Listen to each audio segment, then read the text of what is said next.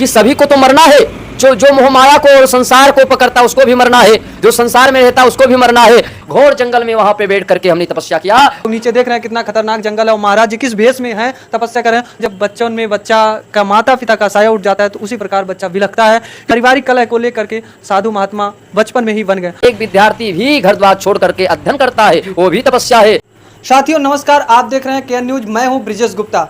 दोस्तों मैं आज एक ऐसे महात्मा जी के पास पहुंच चुका हूं जो कि महात्मा युवा हैं, कम उम्र में जो है महात्मा बन गए हैं, घर को छोड़ दिए हैं, माता पिता का प्यार छोड़ दिए हैं और प्रभु राम के लिए जो है अपने जीवन को व्यतीत कर रहे हैं और कड़ी तपस्या भी इस उम्र में कर रहे हैं महाराज जी, जो कि हम आपको दिखाएंगे इस वीडियो के माध्यम से। कड़ी जंगलों में, भयानक जंगलों में, खतरनाक जंगलों में महाराज जी जा करके तपस्या किए हैं। आपको नीचे वीडियो में हम दिखाएंगे और उसी के साथ आज हम महाराज जी को मिलवाएंगे।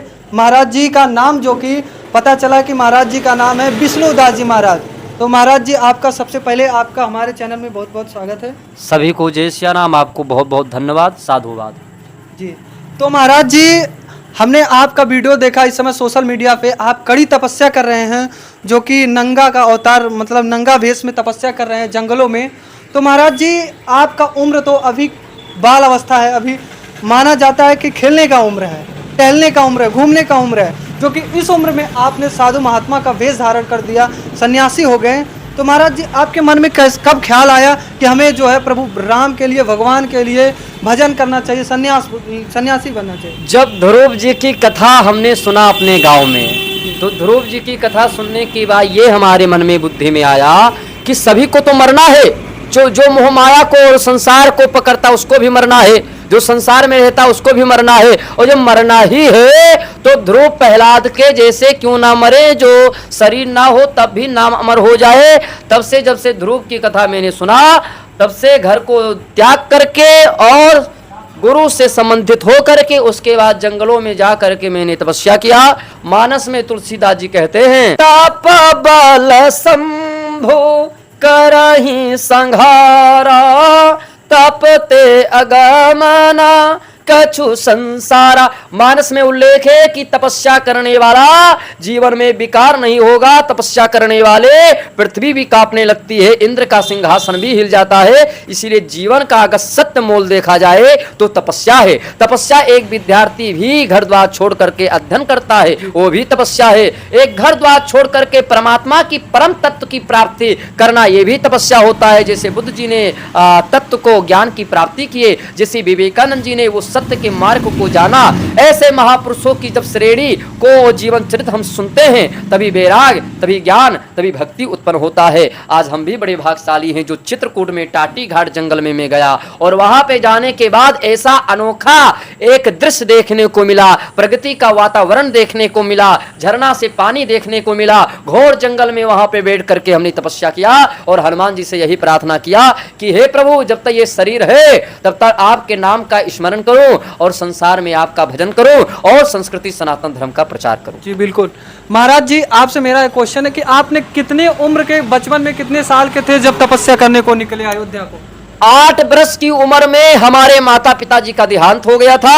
भाई लोग थे, भैया भाभी के व्यवहार हमको कुछ ठीक नहीं लगते थे और उनकी विचार धारणाएं जो थी वो भेदभाव जैसे था, इसीलिए मैं दुखी हो जाता था। और वहाँ से मैं निकला तो वहाँ से निकलते निकलते कुछ लोग ऐसे मिले जो अपने घर में रखना चाहते थे। वहाँ से भी मैं भागा, भागते भागते मैं अयोध्या आया। अयोध्या में आकर के सरयू स्नान किया। वहाँ पे एक महात्मा जी मिले, बोले संत बोलोगे? मैंने कहा हाँ संत बन जाएंगे। और उनके पास जब मैं रहा तो उनके स्वभाव को, उनकी विचार धारणाएं को मैंने जाना और मुझे ये ज्ञान हो गया कि इनके जैसा संत हमको नहीं मिलेंगे, क्योंकि पानी पियो छान के, गुरु करो जान के। हमारे गुरुदेव ऐसे थे कि कभी ना मोह, ना माया, ना पैसा, ना कौड़ी, एक तपस्वी महात्मा थे और गुरु ऐसे ही चाहिए करना।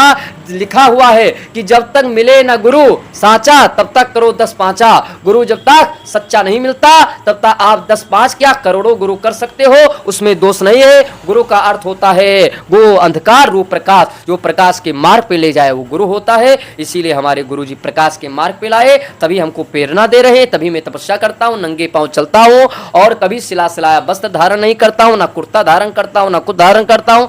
बाहर जाता हूँ, भगवान का भजन करता हूँ, साथ में कुछ लेके नहीं जाता हूँ, केवल एक कमंडल लेके जाता हूँ बस, और कुछ नहीं लेके जाता हूँ, और भगवान का भजन करता हूँ। यही हमारे जीवन का सत्य है। जी बिल्कुल, आपका हमने वीडियो देखा, आपने चित्रकूट के टाटी जंगल में जो है तपस्या किया। आपने कितने दिनों तक तपस्या किया? वहाँ पे हमने 15 दिन तक तपस्या किया। 15 दिनों तक। और 15 दिन तक तपस्या, सारा दिन बैठा रहा। जो जल केवल उस कमंडल में था वो जल पीता था, और पीपल पत्ती हुआ और बैर हुए ये सब पा लेता था। कोई भोजन अगर हो सके तो ठीक है, जो मिल जाता था पा। मैं सारा दिन भजन करता था। लेकिन अगर देखा जाए जिस प्रकार से आपकी तपस्या, आप वीडियो में भी नीचे देखिए दोस्तों, कि जिस तरह से महाराज जी की तपस्या है, खासकर ऐसा कम ही महाराज महात्मा होंगे जो इस तरह से इतने कठिन तपस्या करेंगे। टाटी जैसे खतरनाक जंगलों में, आप लोग नीचे देख रहे हैं कितना खतरनाक जंगल है, और महाराज जी किस भेष में हैं, तपस्या कर रहे हैं। तो महाराज जी उस समय आपको कैसा फीलिंग हो रहा था क्योंकि तपस्या कर रहे थे? जैसे एक बच्चा को अनुभव हो जाता है जब कोई संसारिक वस्तु मिलता है तो वो बहुत आनंदित हो जाता है, वो बहुत प्रसन्न हो जाता है।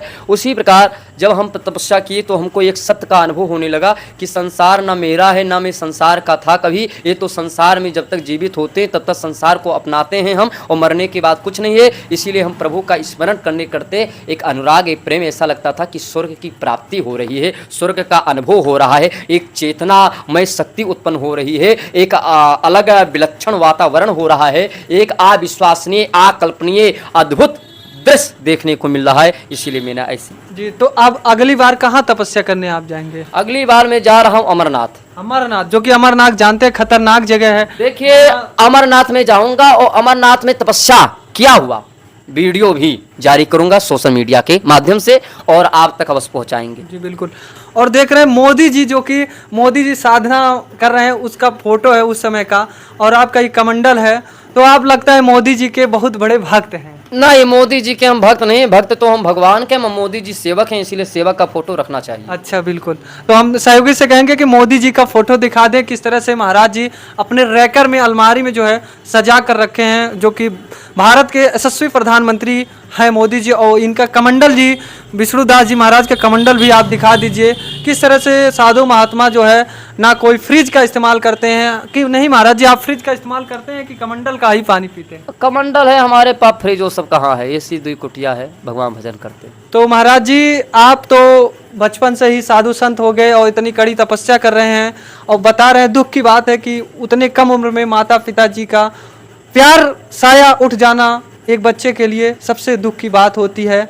जिस प्रकार से एक भूखा बच्चा अगर हो, उसके सामने कुछ भी ना मिले, वो धूप में तड़पे, प्यास के लिए तड़पे, उसी तरह होता है जब बच्चों में बच्चा का माता पिता का साया उठ जाता है, तो उसी प्रकार बच्चा बिलखता है।